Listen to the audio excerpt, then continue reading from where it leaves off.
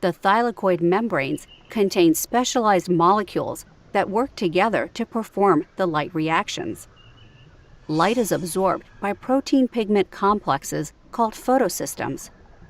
There are two photosystems, photosystem 1 and photosystem 2.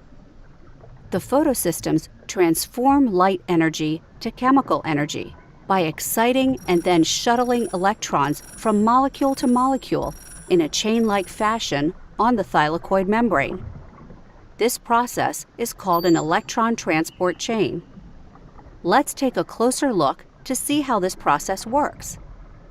First, photons of light hit chlorophyll, a light-absorbing pigment in photosystem 2. Electrons in the chlorophyll are excited to a higher energy level.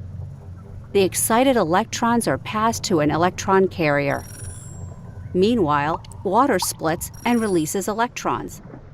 These electrons replace those lost at photosystem 2. The byproduct of this reaction is oxygen, which is eventually released into the air. The other products are protons, or hydrogen ions, which are released into the inside of the thylakoid, or lumen.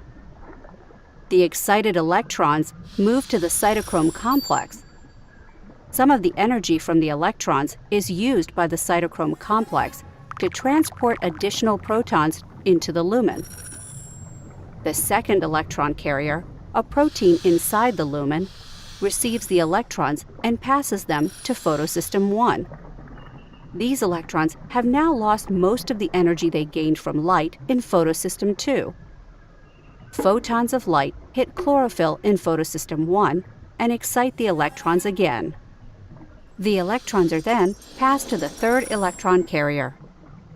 Finally, these electrons are either recycled or they interact with an enzyme and NADP+, the final electron acceptor of the light reactions, to form NADPH.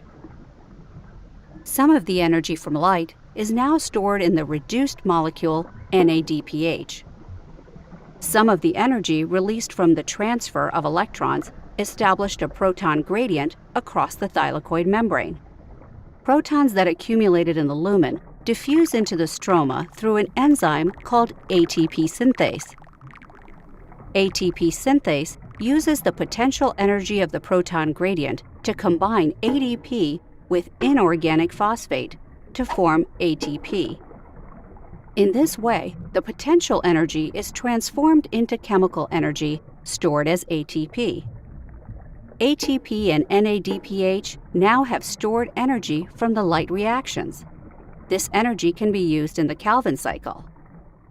This light-driven electron transport chain is usually continuous in the presence of sunlight.